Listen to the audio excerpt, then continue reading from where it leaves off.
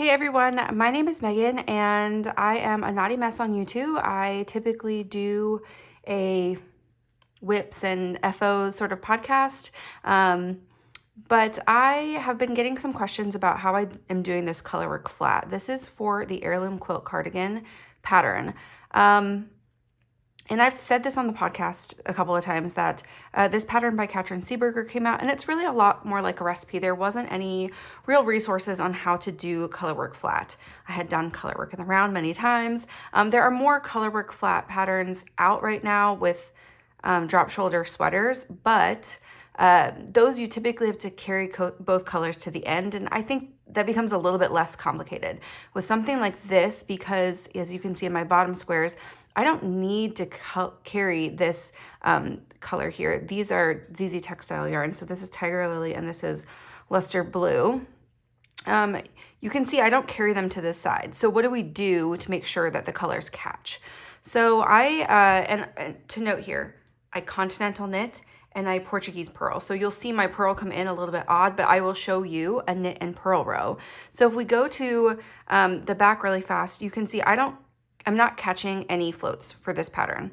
That was a lot of trial and error for me, and I just felt with the density of the being on gauge with this, I was having a lot of color show through and I didn't like the look. So I may sew in a liner for mine later. I may not. They're sitting pretty flat once they're washed, so I'm okay with it. But you'll see I'm carrying the Tiger Lily dominant, and that means my floats are always on the left side or underneath, and the blue luster is on top. So the last color I brought over or the last Tiger Lily stitches I brought over, I just put that blue luster stitches just on top there. Okay, so you'll see sort of how that plays in the next round. And I'll just go through two to keep this pretty short for you guys, but I am mostly staying on pattern for this. I am not doing the selvage stitches the same way, but I go through and I pick up, because I'm crossing colors, that Tiger Lily, and I just like in Tarja, you want to cross over for your first color in the round always. And I tug it a little bit just to keep it snug. And then I don't continental knit with two colors just because I don't like it either. So I'm gonna switch over so you can see the dominant side. So when I drop the Tiger Lily, I'm always gonna pull that blue over top to keep it in the background color. And I usually just pull these stitches a little bit open so that my floats stay nice and long. And I knit across these.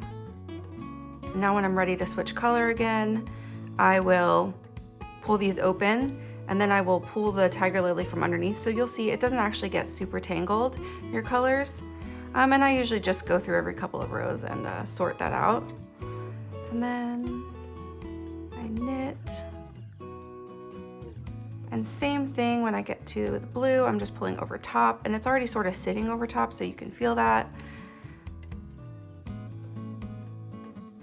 And I'm not referring to a pattern here, but this is like nearly my last square. So thankfully I know it already.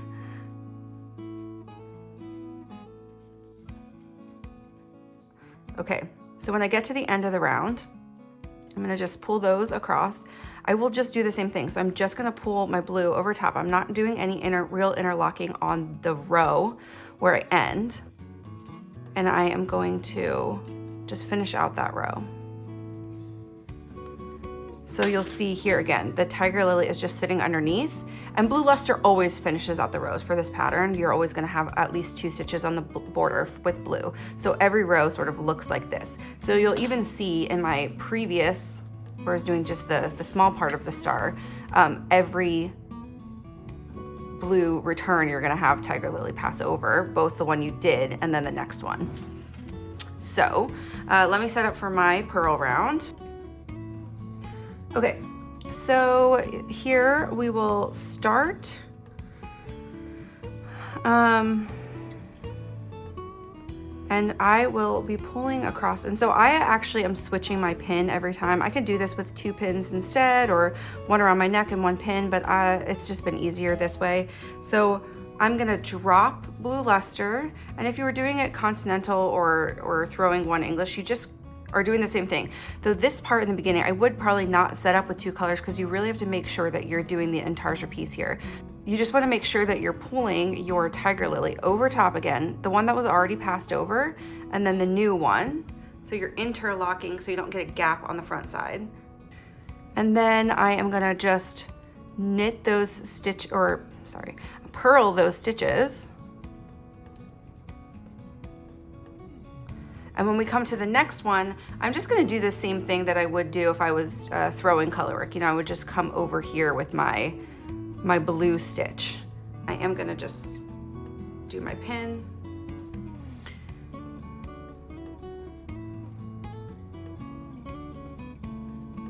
And I'm growing this middle tiger lily section. So again, when I'm ready, I'm gonna swoop under and grab my tiger lily. And then you're not caught, so you're not caught at all. So it should really look the same front and back for your passes and your crosses.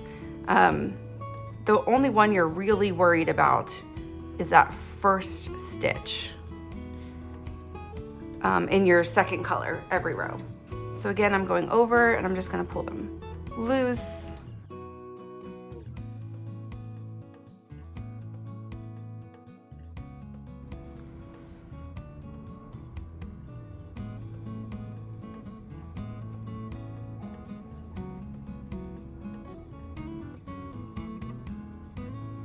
And then on my last color, because it's the blue and it's always the background, I'm just gonna go over like normal. Nothing special here. I'm not doing anything different to end that round.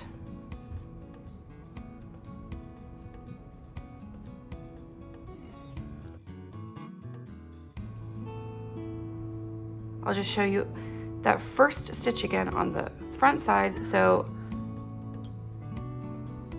when I knit across to the first color change, wherever that is, you're just gonna flip like an intarsia your tiger lily color over, and then just knit across the same way.